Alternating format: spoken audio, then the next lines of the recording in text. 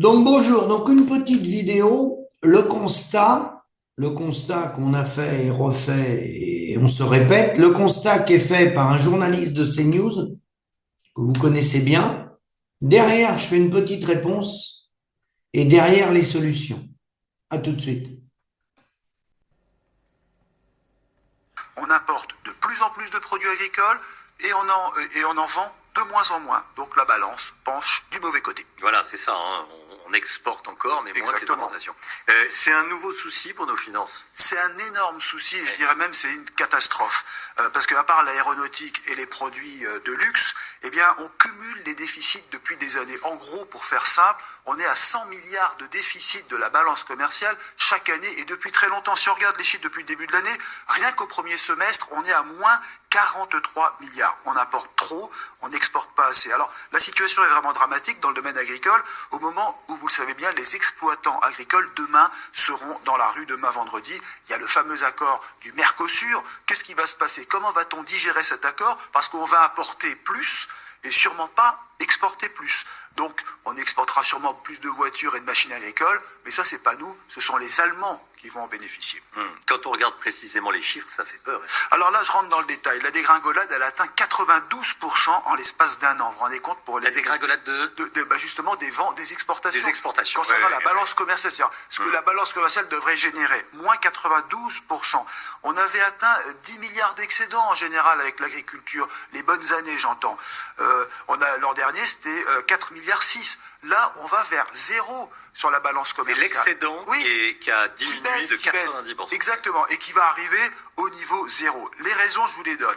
D'abord, vous avez les céréales qui traversent une crise sans précédent, chute des rendements de 30%, fermeture des marchés algériens, russes et peut-être Israël, l'euro trop cher, les cours du blé qui chutent, les produits laitiers, la collecte est en chute libre. J'apprends qu'on a perdu 1 milliard de litres entre 2017 et 2023, et vous n'allez pas me croire, Romain, au pays de la Normandie, on importe du beurre, franchement, et le poulet. Comment, attendez, Eric, Ouais, faut s'arrêter deux c'est de secondes. la folie. Comment on peut en arriver à importer du beurre en Normandie? Parce que la collecte a diminué. Non, on importe du beurre et on utilise de moins en moins notre beurre normand, c'est ça que je veux dire. Oui, mais pourquoi? On est obligé, parce que tout simplement les produit du lait producteurs en produisent Normandie. moins. La production baisse 1 milliard, je vous rappelle, 1 milliard de litres perdus entre 2017 et 2023. Les cours du lait, les quotas laitiers, etc. Et puis le poulet. Quand vous achetez du poulet aujourd'hui, 50% de la consommation française est importée. Et là, vous savez, ça vient d'Ukraine en grande partie, le poulet. Donc, qu'est-ce qu'on va dire? Que c'est un triste constat, que aujourd'hui quand même notre agriculture reste puissante parce que ça représente quand même 18% de la production européenne, cette agriculture, elle est la première en Europe, mais malheureusement on importe trop, et si on importe trop, la raison est économique, c'est parce qu'on importe des produits pas chers, des produits low cost, et ça c'est la demande, c'est le consommateur qui réclame des produits pas chers. Donc vous voyez, si on veut prendre un petit peu une analogie aux produits agricoles, on est dans les choux, et on se fait plumer, tout simplement.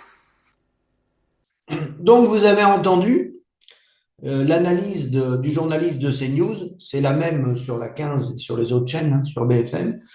Donc on importe de plus en plus. Il se réveille maintenant. Nous, il y a des décennies qu'on dit que le modèle va à la catastrophe. Des gens du syndicalisme, en 1959, le MODEF avait déjà dressé le bilan qu'on allait dans le mur. Les paysans travailleurs également, la coordination rurale également, tout le monde l'a dénoncé. Alors, on importe de plus en plus, on perd nos parts à l'exportation, il fallait qu'on exporte de plus en plus, comme le revendique la FNSEA et toutes ces structures. Première question qu'il faudrait demander à ce journaliste, est-ce qu'on a vocation à nourrir le monde? Je crois que non. On a vocation à faire des échanges, mais pas à nourrir le monde. Alors, il a utilisé le mot catastrophe, vous voyez la déconnexion des gens qui, soi-disant, parlent d'agriculture sans la connaître, surtout sans jamais en avoir vécu et sans jamais avoir eu les pieds sur le terrain. Je ne m'adresse pas qu'à lui, je m'adresse à l'ensemble des gens qui parlent d'agriculture dans les grands médias. Alors, catastrophe, on est dans un effondrement. Alors, écoutez bien le double discours, il est intéressant. Partout, dans tous les salons, sur tous les réseaux et dans toute la presse FNSEA, le lait payé aux producteurs n'a jamais été aussi cher. La viande bovine n'a jamais été aussi chère. Le mouton, les agneaux, ils ont monté à un moment donné jusqu'à 12 € le kilo. Et on nous a vendu que ça marchait très bien. Vous voyez le mensonge. On parle de prix, on ne parle pas de marge. Et on ne parle pas de tous les trous qui ont été faits dans les exploitations depuis ces décennies. Une balance commerciale qui s'effondre de 92%, c'est normal. Nous, on le sait, ça. On a été longtemps à plus de 10 milliards, ou on a même été à plus que ça. Bien plus de 10 milliards. Hein, on est descendu à 4,6 milliards d'excédent en 2024, et là, on va arriver à zéro. Les raisons, vous avez entendu ce qu'il a dit, l'euro est trop cher. Qui a mis en place l'euro? Qui gère la Banque Centrale Européenne?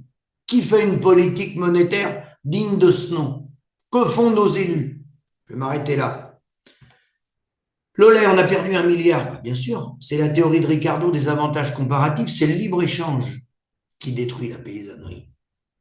Les céréales, mauvais rendement. Non, ça n'a rien à voir avec le mauvais rendement. Il y a eu toujours par le passé des bons et des mauvais rendements. Il y a eu une année où les blés, ils l'ont gelé en 56. D'accord? Il faut arrêter de nous prendre pour des imbéciles. Simplement, le blé, les céréaliers ne peuvent pas vivre avec un blé à ce prix-là.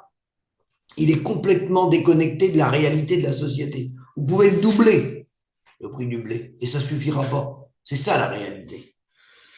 Alors, on représente 18% de la production européenne. Ben oui, les petits soldats, ils sont toujours au front, mais ils fatiguent de plus en plus. Il n'y a plus de renouvellement, parce qu'ils s'usent au boulot. Et à la fin, ce que j'ai bien aimé dans sa réflexion, c'est le consommateur le responsable.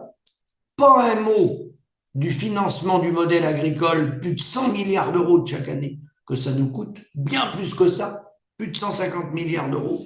L'impact du modèle agricole et tous les financements qu'il y a partout dans l'agro-industrie, l'agroalimentaire, le matériel agricole, le machinisme et tout, pas un mot. Donc c'est un modèle qui va dans le mur, nous il y a longtemps qu'on le sait, il est lié tout simplement, certes, à la politique de la Banque centrale, certes à l'Union européenne, mais également, bien avant ça, au traité de libre-échange qui existe bien avant Maastricht. Voilà la raison.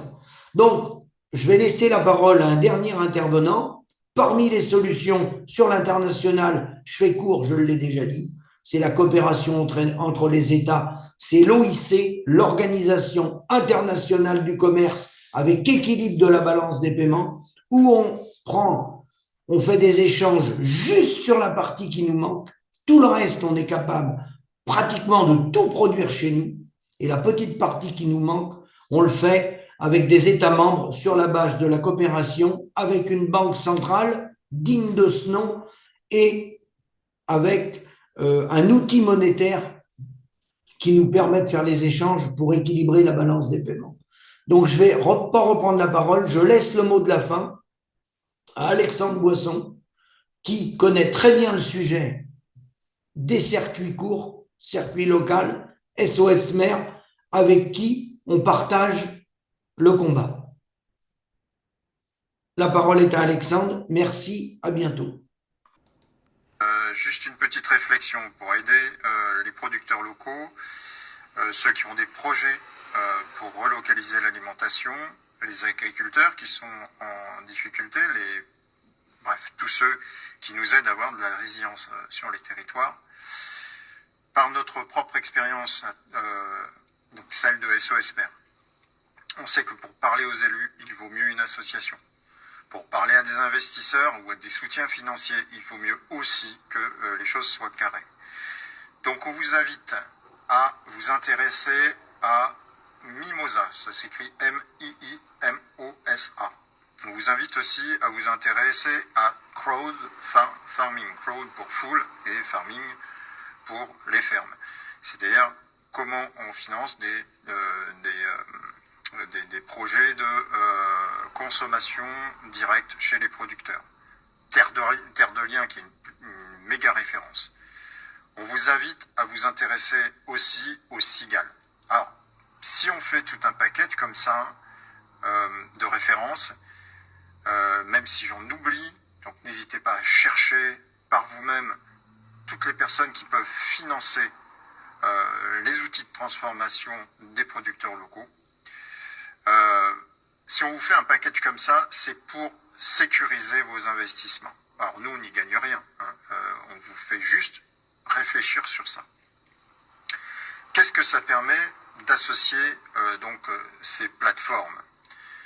Bon, comme on le dit, déjà il ne faut pas mettre tous ses œufs dans le même panier. Et aujourd'hui, il y a des gens qui ne sont pas vraiment intéressés par la relocalisation de l'alimentation. Par contre, ils peuvent être intéressés, et c'est pas péjoratif, il n'y a pas à condamner, par le fait qu'il y a un meilleur rendement économique quand on place dans des projets de relocalisation. Intéressez-vous au rendement de Mimosa, intéressez-vous au rendement de plusieurs initiatives comme ça. Un livret A, ça plafonne à 3%. Corrigez-moi si je dis des bêtises, mais voilà, ça va pas loin. Alors que vous pouvez tout à fait avoir des projets qui aident les agriculteurs, les producteurs locaux, à faire du bon, du local, que ce soit en raisonné, en bio ou autre, et surtout les aider à remettre la main sur la facture. Alors comment on y arrive? C'est justement en appelant des investisseurs à justement faire fructifier sur du local. Quand on est sur des marchés financiers, on ne peut pas dire qu'on ait une réelle vision de comment est employé notre argent. Alors que quand vous êtes sur des projets locaux, vous pouvez, presque en ouvrant la fenêtre, regarder si ça fructifie réellement. Alors, quand vous allez justement mettre de l'argent sur des plateformes de crowdfunding, vous allez permettre à des producteurs locaux de se développer ou d'être soutenus financièrement. Mais ce n'est pas une fin en soi. Il faut aller plus loin humainement. C'est pour ça qu'on vous parle aussi des cigales. Alors, les cigales, je vais caricaturer volontairement, c'est pas des personnes qui sont trop hauts sur Internet, c'est beaucoup plus des personnes d'un certain âge avec un bas de laine et qui ont envie que leur territoire soit soutenu. Et eux, ils sont encore plus puissants dans le sens où l'accompagnement, il est physique. C'est-à-dire qu'ils vont prêter de l'argent et ils vont aider des initiatives locales, mais surtout, ils vont pouvoir humainement aller au contact des personnes. Donc, c'est pour ça que déjà, le crowdfunding plus ce genre d'associations locales, donc les cigales, c'est déjà un bon package.